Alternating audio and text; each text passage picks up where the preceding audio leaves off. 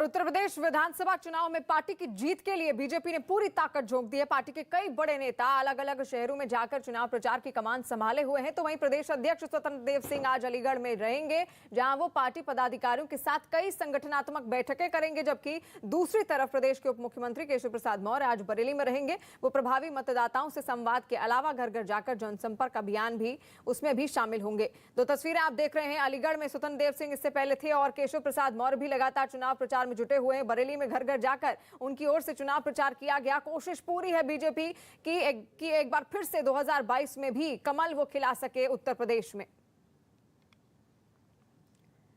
और यूपी के deputy CM ने केशव प्रसाद मौर्य ने अखिलेश यादव पर हमला बोला। उन्होंने ट्वीट के जरिए तंज किया और लिखा कि 10 मार्च के बाद टोपी और पोटली जेब में होगी। और उन्होंने सवाल पूछते हुए यह भी कहा कि 2017 से 2022 तक अखिलेश यादव कितने दिन में देश में रहे और कितने दिन कोरोना मरीजों की उन्होंने सेवा की। तो तस्वीरें आप देख रहे हैं। लगातार चुनाव प्रचार में जुटी हुई है बीजेपी। वहीं दूसरी ओर अखिलेश यादव पर भी जमकर निशाना साधा जा रहा है और कई तरीके के सवाल भी उनसे पूछे जा रहे हैं। जहां पर सवाल पूछते हुए डिप्टी सीएम ने यह पूछा अखिलेश यादव से कि आखिर कहां कि 2017 से 2022 तक अखिलेश यादव कितने दिन में देश में रहे और साथ साथ कितने दिन कोरोना मरीजों की उन्होंने सेवा की है। और डिप्टी सीएम केशव प्रसाद मौर्य ने अखिलेश यादव का नाम लेकर उन पर निशाना साधा। कोरोना काल में अखिलेश यादव की गैर हाजिरी पर उनको घेरते हुए उन्होंने ट्वीट कर लिखा कि टोपी और पोटली 10 मार्च को होगी जेब में। श्री अखिलेश यादव आएंगे घूमने विदेश में। अखिलेश यादव जी बताइए 2017 से 2022 में कितने दिन रहे विदेश में, कितने दिन देश में कोरोना पीड़ितों की सेवा में लगाए, कितने दिन जनता सब रही है गिन।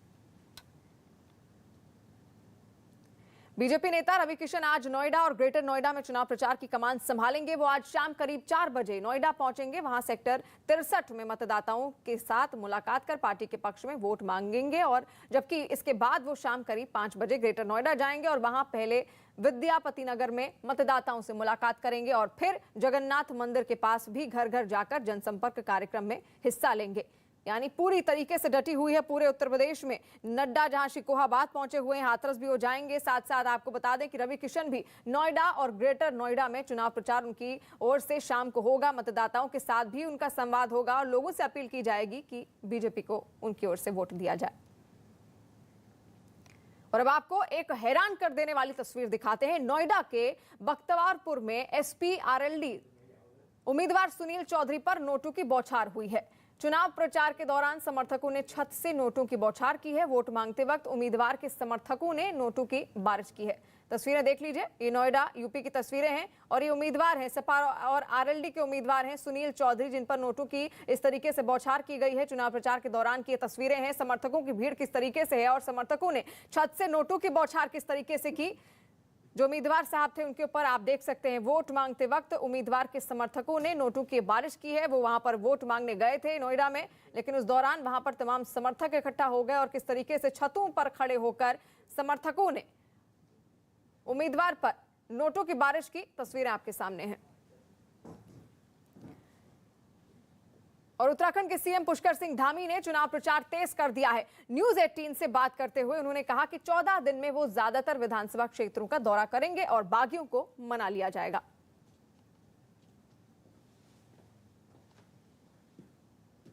मुख्यमंत्री पुष्कर सिंह धामी ने चुनाव अभियान को लेकर अपने दौरे तेज कर दिए हैं। अलग अलग विधानसभाओं में जा रहे हैं। सर, रफ्तार पकड़ी।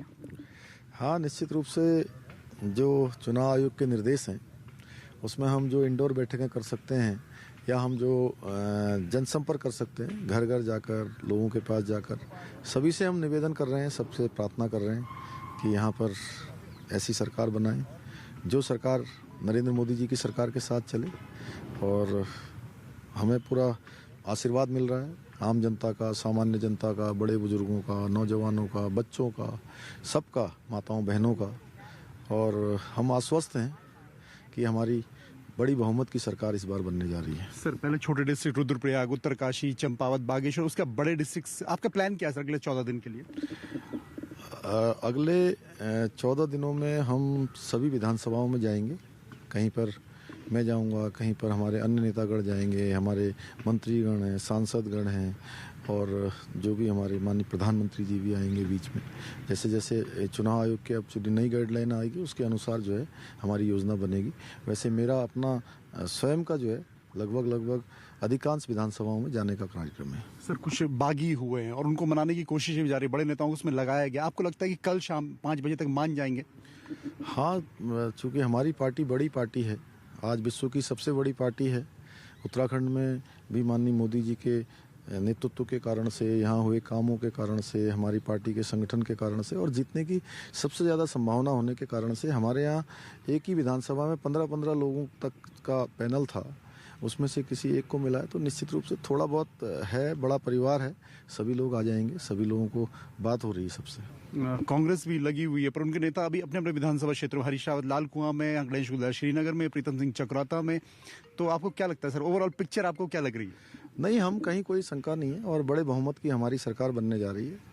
और कांग्रेस का झगड़ा लोग देख ही रहे हैं कि हरीश रावत जी जो स्वयं पूरा कह रहे थे कि मैं कैंपेन कमेटी का अध्यक्ष हैं वो, और उनको खुद ही अपनी सीट वो नहीं ले पा रहे हैं, कभी रामनगर जा रहे हैं, कभी लाल कुआं जा रहे हैं, पता नहीं कहाँ कहाँ जा रहे हैं।